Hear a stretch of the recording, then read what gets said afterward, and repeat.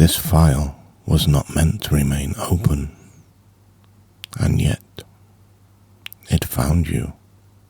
You are now entering a recorded field transmission from the Department of Lost Places. This is archive entry 012. The subject of this record is known as The Village Beneath the Snowstorm. Unlike many locations maintained within department archives, the village is not hidden beyond a forgotten doorway, nor does it appear at the end of impossible roads.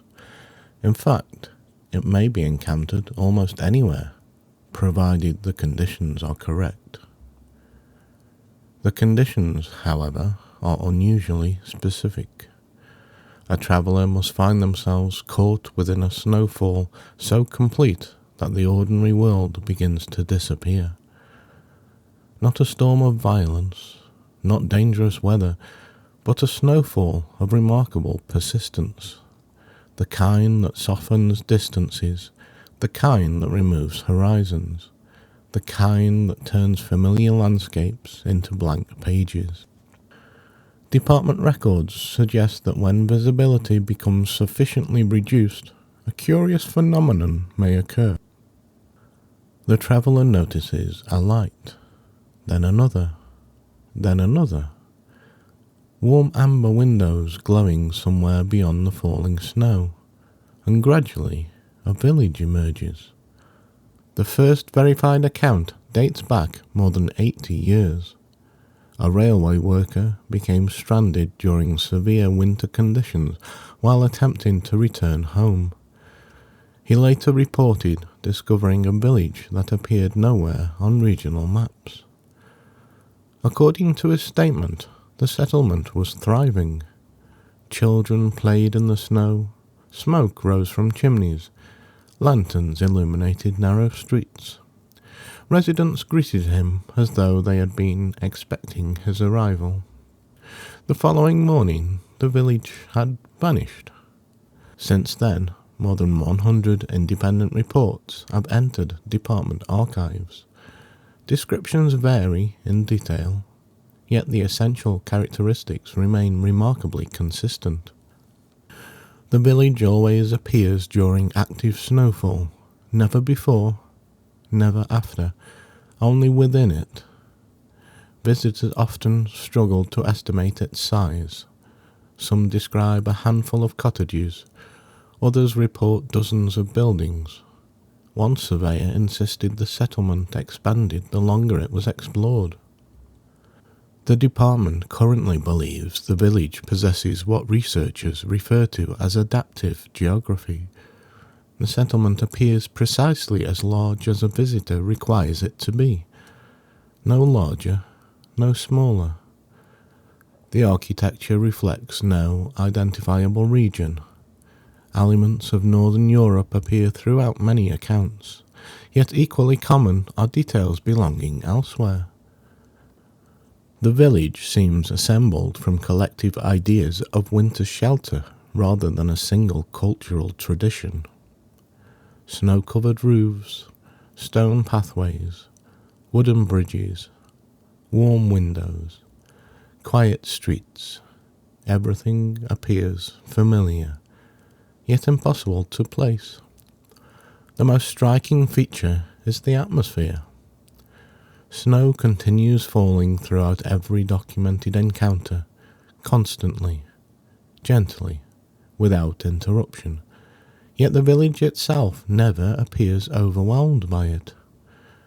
The streets remain passable, the roofs remain intact, the residents continue their lives without concern.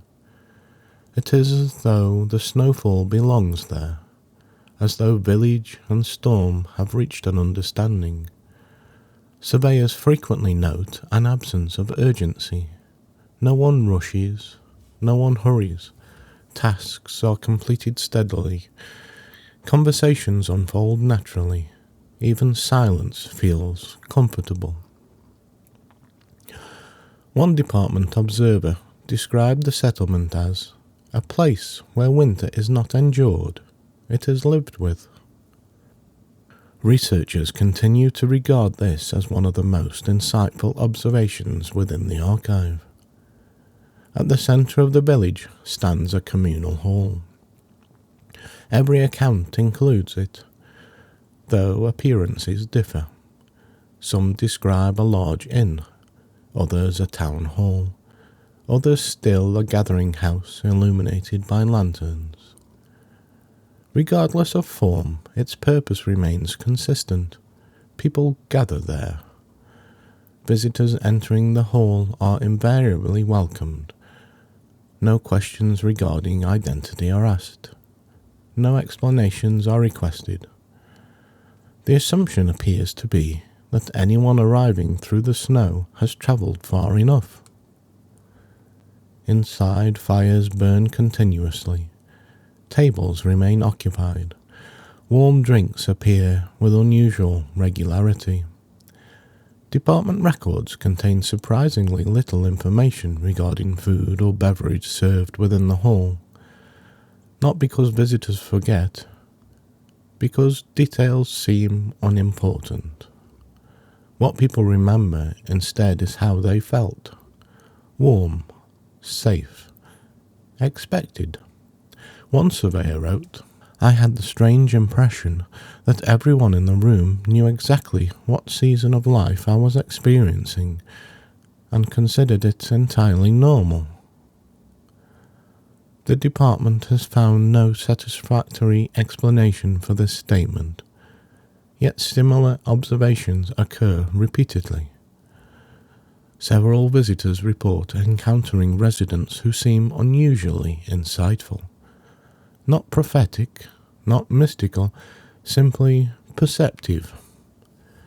Conversations often revolve around weather, snowfall, road conditions, the changing sky, yet beneath these subjects lies a deeper current.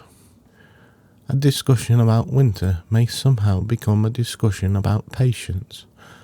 A conversation regarding snowdrifts becomes one about resilience. The language remains ordinary. The meaning travels further. The village appears skilled in speaking indirectly about difficult things. One recurring location within the settlement is known as the map room. Whether this designation is official remains unknown. The room contains hundreds of maps pinned across walls and tables. Interestingly, none depict geographical territories. Instead, they appear to chart experiences. One map records periods of waiting. Another charts paths through uncertainty. A third details routes between loss and acceptance. A fourth illustrates regions labelled simply, "Not yet." The department has been unable to recover any examples. Every copied map becomes blank shortly after leaving the village. Researchers therefore rely entirely upon witness testimony. Beyond the final row of cottages lies a small rise overlooking the surrounding landscape. A solitary bench rests there. The bench appears in nearly every documented encounter, and almost every visitor eventually sits upon it. From this vantage point, the village appears transformed. Lantern light glows softly through falling snow. Smoke drifts upward into the storm. Footsteps cross narrow streets. Windows shine against the winter darkness. The sight often produces an unexpected reaction. Relief, not because danger has passed, because belonging has become visible. The department believes this may represent the central function of the village, not shelter from winter, shelter within winter. The distinction is important. The village does not remove difficult seasons. It teaches visitors how to inhabit them. This interpretation gains support following the account of surveyor Eleanor Finch, whose observations previously contributed to archive entry 002, The House of Unfinished Summers. Finch spent several hours within the settlement before speaking with an elderly resident seated beside a fire. The resident reportedly made only a single comment regarding the snowfall outside.